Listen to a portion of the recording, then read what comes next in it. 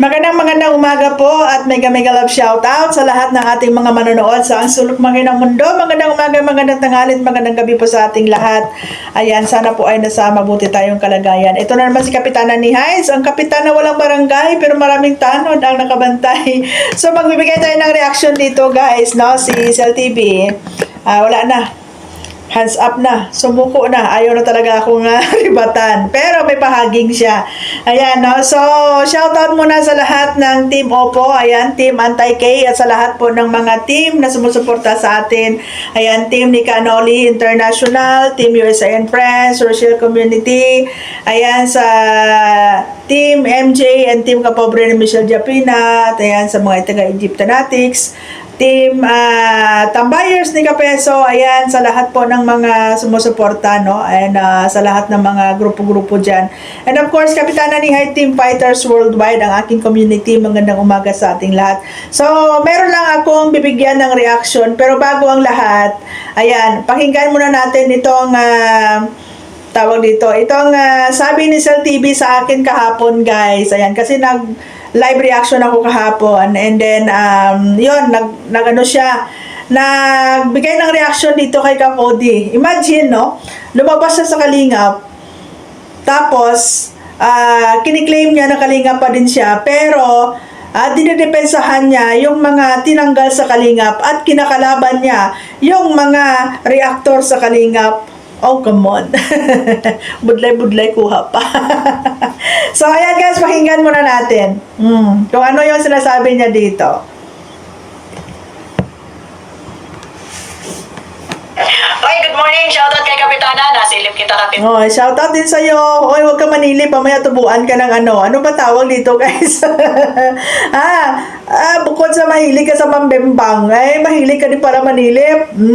Sana, ako na naman yung topic mo. Pero Siyempre, alam nga naman sino yung itapik ko. Ikaw lang naman ang nagtapik sa akin yan sa Kalingap. Alam nga naman ang itapik ko sila ni Jubilito. Diyan, sino dyan ikaw lang naman ang nagribat sa akin. Of course, ikaw lang, no? Hindi naman ako mandadamay.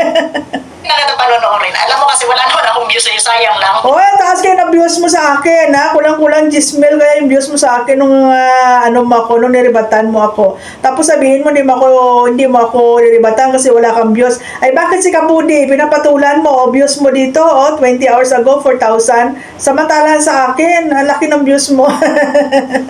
Tapos sabihin mo, kaya lumaki yung views mo dahil ikaw ang pinapanood. Ha? Ay, bakit dito kay Kapudi, maliit views mo? Sayang lang yung pagkuda-kuda ko sa'yo. Ay, hindi, sayang yan. Oo, kasi mahilig ka naman talagang kuda-kuda. Pareho tayo. Wala ka namang magandang sasabihin patungkol. Sa ating dalawa, sino ang walang magandang sasabihin? Natin, nabutata ka kasi hindi mo talaga ako mapunto per punto. Ganun. Sa akin at puro ka rin lang naman kasinungalingan. Saan banda ka sinungalingan? O baka ikaw ang nagsisinungaling? Di ba? Saan banda ako nagsisinungaling? Lahat ng content ko ay sa issue lang naman yon. Kaysa naman ikaw na may sinali mo pa yung bimbangan. Sabihin mong PUTA ako, samantalang ikaw pala nakailan na. Kaya, sorry ka na lang. Sorry ka din, hindi kita titigilan. Kaya tayo mo sumagot. So what? Chupi-chupi ka sa... Marami kayo natutuwa kung i-content kita. Kung chupi-chupi ako sa'yo, sa akin, welcome na welcome ka. Ay, chupi-chupi. Pag trip lang kita reaksyonan sa kala ko. Ay, ako din, trip lang kita reaksyonan. Bakit? Nakatutok ba ako sa'yo? Nagkataon lang na ikaw lang yung tumahol doon sa content ko. Alam mo kung bakit hindi ako pinapatulan ng mga kasamahan mo dyan? Kasi alam nila na wala silang may re-rebat sa akin. Kasi lahat ng sinabi ko doon sa content, second emotion sila. Reaksyon sa'yo, na? Pero hindi ko sasagutin yung mga ribat-ribat mo walang kwenta. Talaga ba? Natin hindi mo talaga siya masagot-sagot. Sabi mo kapon, hindi ko maintindihan. Ang gulo. Kasi hindi mo talaga maintindihan kasi utak mo malabnaw. Ang hina ng critical thinking mo, ang hina ng ng understanding comprehension mo. Kaya hindi mo talaga ako maribat-ribatan. Kaya yung ribat mo na lang sa akin, bimbang. Ako naman kung anong klaseng tao ka. Really? Kilala mo talaga ako anong klaseng tao ako. As far as I know, isa lang yung nakakilala sa akin dyan sa grupo nyo. Kung malay ko, no? Kung sinisiraan ako dyan sa'yo, di ba? Kasi kung kilala talaga ako niyan, alam niya kung sino ako at ano ako, di ba? Unless, siniraan ako dyan sa'yo. No? Alam ko kung anong klaseng pagkatao meron ka. Kaya so, Oh, really? Anong klaseng pagkatao meron ako? Eh, di, yun ang ibanat mo sa akin. Yun yung ibanat mo sa akin. Kung talagang alam mo kung anong ang klaseng tao meron ako, yun yung ibanat mo sa akin. At nang mag-aalaman tayo. ika na lang. Sorry ka na lang din, kasi kahit tayo mag-rebat, content kita dito. Matuyuan ka ang lawan dyan. Ay, hindi matutuyo to, unlimited to. Kako ko na, kababanat sa akin. Hindi matutuyo ang lawan, unlimited to. At saka, hindi kuda-kuda lang to, may sense to, Cell TV. Bagay, kikita ka naman sa akin. Nakuha si Logi sa'yo eh. Wala akong kita sa'yo. Pag ikaw ang nireaction O bakit? Ako makita ako sa'yo. Bakit makita ako sa'yo, Cell TV? Kaya ka nga patalon-talon dyan eh. Kung kanino ka lang dyan kung kanino ka lang dyan kumakampi-kampi eh. Naghahanap pa yata ng kikitain eh. Ako, focus lang ako dito. Mula noon hanggang ngayon, wala naman akong kinikita dyan eh. Hindi nga ako makakasahod sa isang buwan eh. Ginagawa lang kita laruan ng katuwaan dito eh. Kasi kahit naman wala akong kita sa'yo, hindi naman ako magugutom. May pareho lang naman tayo na may sahod dito buwan-buwan. Pareho lang naman tayo na may sahod sa trabaho natin buwan-buwan. Kaya wag ako, iba na lang. Kasi nga, hindi ka naman walang may interest sa'yo. Kaya lang ako may view. Walang may interest na maglipat sa akin kasi alam nila may sense yung sinabi ko. Alam nila, totoo yung sinabi ko at hindi gawa-gawa yon. Kaya nga yung ibang kasamahan mo dyan, agree at second demotion. Kaya ka may view sa akin dahil sila interesado sa akin. Oh, hindi! Kaya sila may view sa akin kasi interesado sila sa pagre-reaction ko kasi may sense. Ikaw lang naman to walang sense. Hindi mo kayang ribatan ako punto per punto kaya bimbang na lang yung iriribat mo. Mga pinagpupukuda ko pero sila, wala yung maiba dyan. Wala. Hindi kanila Hindi ka pinapansin. Tingnan mo nga views mo. Dito ay kapudi. Parang wala naman masyado nanonood sa'yo. So, ito na guys. Ano? Kawa naman. Kawawa ka naman sa TV. Patalon-talon ka. Di mo alam kung sino-sino suportahan mo na mamangka kasi dalawang ilog. Hindi naman yan si kapitan ng ating tabi kundi ito si... Ito na guys, no? So, hindi ka alam mo, Cell TV, hindi ka nahihiya sa face lock mo. Imagine, lumabas ka sa Kalingap, kaya hindi ka nga mapatawan ng warning eh, kasi sabi nila, wala ka na sa Kalingap. Naintindihan mo yun? So, meaning to say, lumabas ka sa Kalingap. Ang kapal ng face lock mo para sabihin na ikaw ay nagmamanman diyan sa labas, no? Parang ikaw yata yung dapat manmanan kasi spy ka, namamangka ka sa dalawang ilog, traidor ka.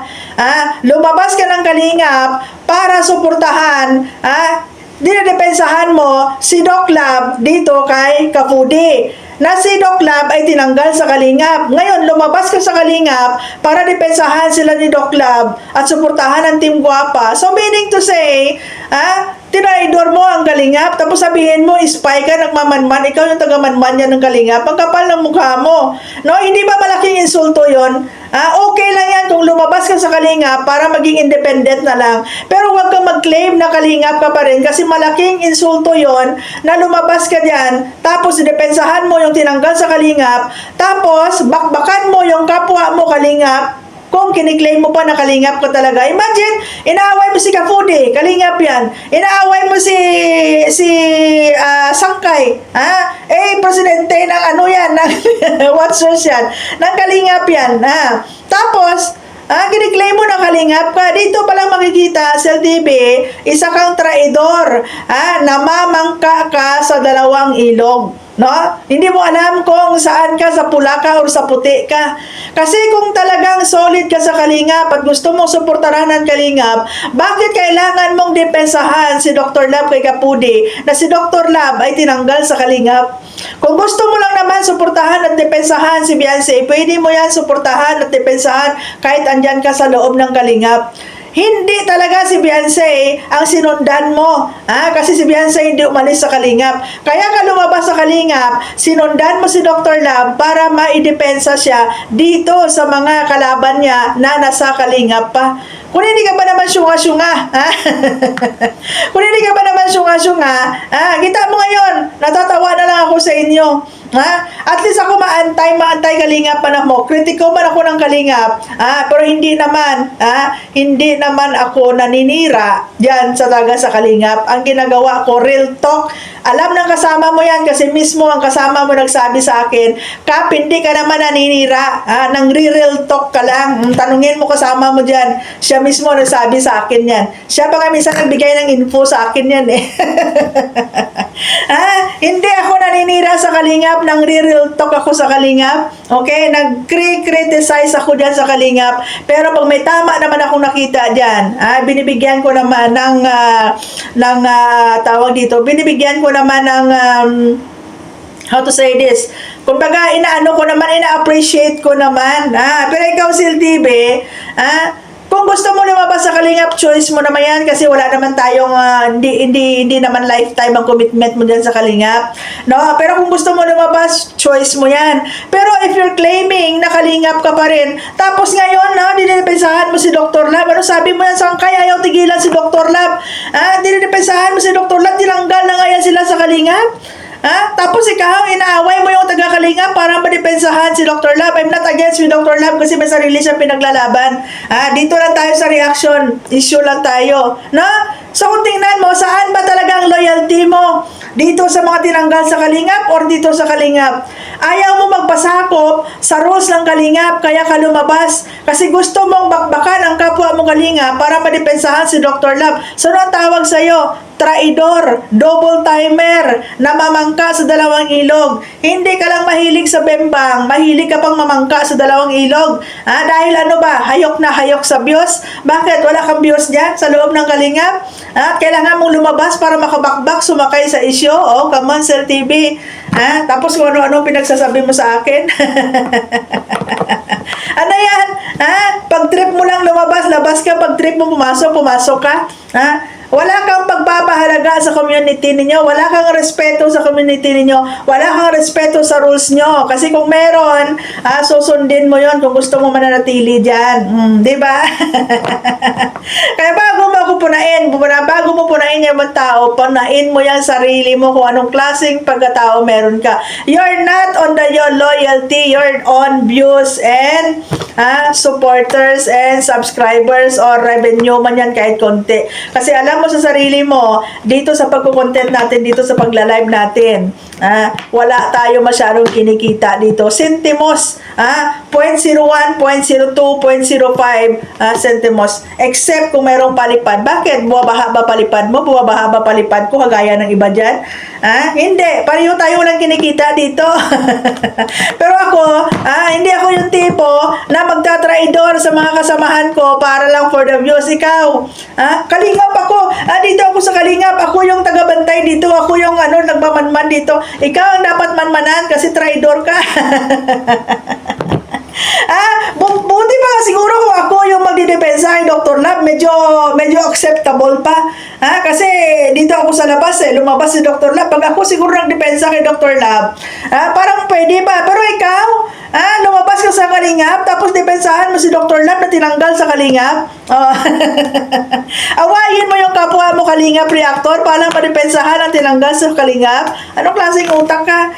Wala kang kredibilidad, wala kang consistency, wala kang respeto sa community nyo at sa roles ninyo. Makasarili ka. Kasi nga, hindi ka lang mahilig sa bembang, mahilig ka pa mamangka sa dalawang ilog. Kung sabihin mo, nagsasayang ko ng laway dito, hindi masasayang to, unlimited tong laway ko. Hindi ba ako maribatan punto per punto? Kasi hindi kayang ma-absorb ng utak mo, hindi kayang ma-absorb, wala kang critical thinking, mahina yung understanding comprehension mo para maintindihan mo yung mga sinasabi ko. Pati yung mga kasamahan mo dyan, ginagawa mo pang sinungaling. Ano sa TV? Sa pula, sa puti? Hindi mo maintindihan kung sa pula, sa puti ka? Hindi mo maintindihan kung saan ka dadaan, sa kaliwa or sa kanan? Kaya mamamangka ka na lang sa dalawang ilog. Hindi mo ako kayang maribatan punto per punto, kaya bembang na lang at saka PUTA sagot mo sa akin. Samantalang, kung alam mo talaga talaga yung pagkatao ko. Well, sino sa atin? Kung meron kang impormasyon na nakukuha niya sa kasamahan mo, unless kung siniraan niya ako. Kasi kung magpakatotoo siya at kilala niya ako, alam niya kung sino ang mas PUTA sa ating dalawa. Kung sino ang mas miserable ang buhay sa ating dalawa. Sel TV, kawawa ka naman, Sel TV. Takot ka lang talaga magipagribatal sa akin kasi baka mas lalabas yung baho mo. Huwag ka mag-alala, hindi ako naman personal. Sa issue lang ako. Hindi ako kagaya ng iba na pag hindi na kayang tawag dito, hindi na kayang maribatan, ipipersonalin na lang. Ano, Sel TV? Wala na siya views sa akin. Malaki kayo ng views mo sa akin. Mas malaki yung views ko dito compare sa ibang i-reactionan mo. Di ba? Mahal na mahal mo lang talaga si Doc Lab. Walang question yan kung mamahalin mo. Kaso lang may community kang tinatraidor. Ano, Doc Lab, ako na lang magdidepensa sa'yo. Si Beyonce ba talaga ang protektahan mo dito sa Team Guapa o si Dr. Lab ang pinoprotektahan mo? Buti sana kung lumabas si Beyonce sa Kalingap, pwede ko pa masabi na mahal mo si Beyonce. Di ba? Susundan mo si Beyonce, ang protektahan mo si Beyonce. Hindi naman umalis si Beyonce sa Kalingap, si Dr. Lab. Tapos, tingnan mo dito yung title mo, pinaglalaban mo dito si Dr. Lab kay Lani Sangkay. Pinaglalaban. Ba't hindi mo paglalaban si Dr. Lab kay Bupil? Di ba baka ni Bopel si Dr. Lab? Bakit si Sangkay lang yung binibira mo, hindi mo binibira si Bopel? Ba't di mo na lang sabihin, lalabas ako sa Kalingap para mabakbakan ko si Sangkay? Hindi yung ikiklaim mo pang Kalingap ka, tapos ang pinoprotektahan mo yung tinanggal sa Kalingap. Ang inaaway mo, diyan sa maloob ng Kalingap. No. Sana yung loyalty mo niyan, sa Kalingap o doon sa labas ng Kalingap. Mindset ba? Mindset. So, ayan guys, maraming salamat and kikita-kits tayo sa susunod po na aking live pag ako po may time. Pero ngayong araw busy ako guys, may pupuntahan ako. So, siguro bukas o mamayang gabi magla-live tayo. No? So, ayan, maraming salamat and God bless everyone. Ingat po tayo.